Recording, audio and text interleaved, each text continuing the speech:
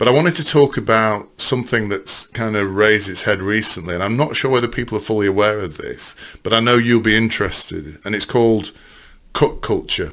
Have you heard about this? Yeah. So Harris is trying to appeal to white male voters, saying, vote for me, blah, you know what, and kind of white middle class male voters basically, and get your wife to vote for me, and saying your wives are voting for me basically, you should vote for me as well. Yeah. Now, Trump has said when he saw this advert, he said, guys, don't worry, you can vote for Kamala, you can vote. So and these characters are called cucks, and I'll come to what a cuck is in a minute. You can vote for Kamala, don't worry about that, because your wife's going to vote for me, and your wife's lover's going to vote for me as well. I saw that. And that is like, it sounds like a little throwaway line, but that is so loaded, that what he said there. I mean, he and his team must have thought very carefully about before they said that. And what this is pointing to is a new type of man, or a man now in society. They're called cucks because they're basically, it's derived from the word cuckold, basically, where your wife has an affair and you're aware of it and you don't do anything about it.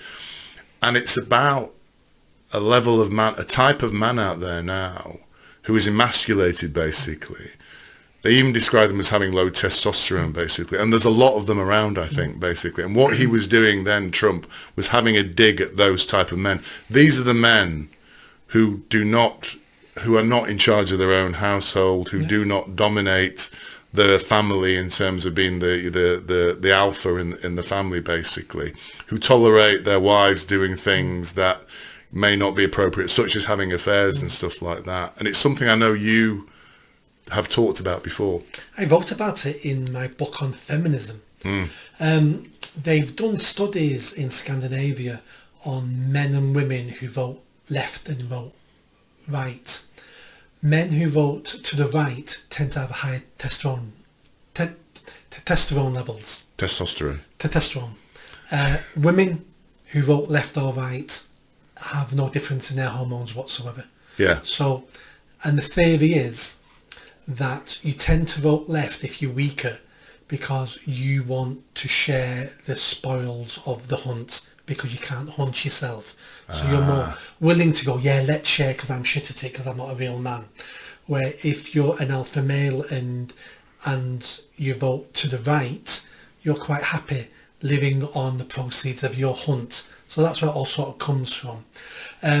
But we've spent especially from the 60s onwards, over feminising men. And men now just want to be inferior versions of women. There's no bonus anymore now in society by being a masculine man. If anything, it's all negativity. You're toxic, you're this, you're that. But if you become an over-feminized man, there's lots of rewards for that. Oh, you're just like us, you're safe, we'll promote you, and all that sort of stuff. So these men who are voting for Kamala, and you see him online saying it, you're looking at him going, God, you're an effeminate man. There's nothing masculine about you at all. And that's what Trump has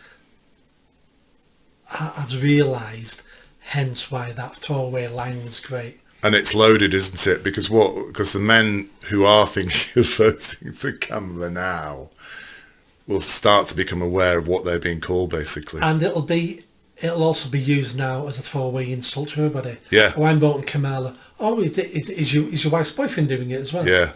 You're a cook, are you? Yeah, this will be a meme now that goes through society. Yeah. When you're voting for that, it'll be, Yeah.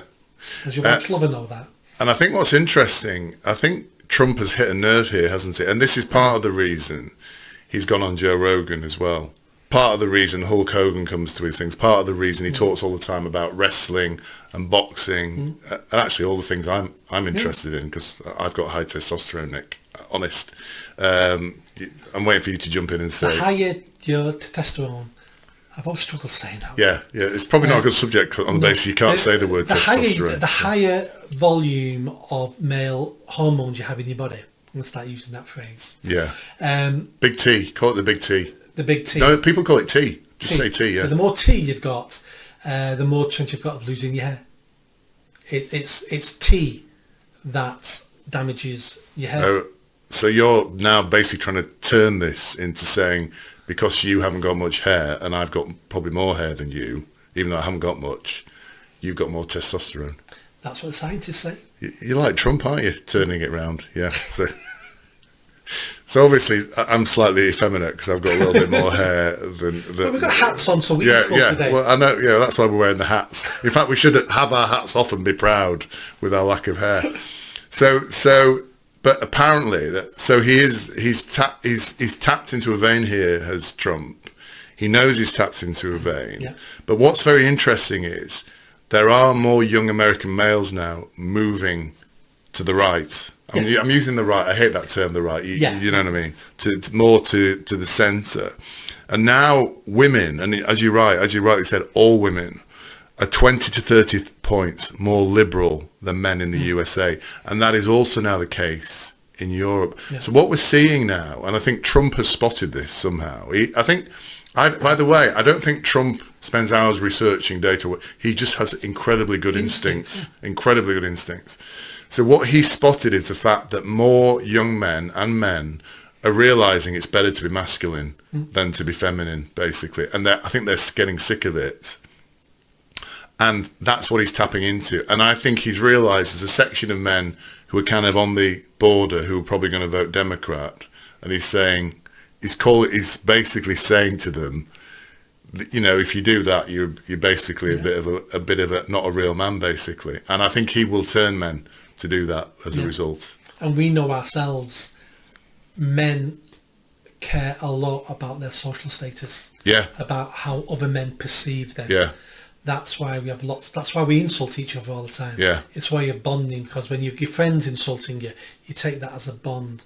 But if you don't know the person, you take it as a direct insult, and that's why we have violence.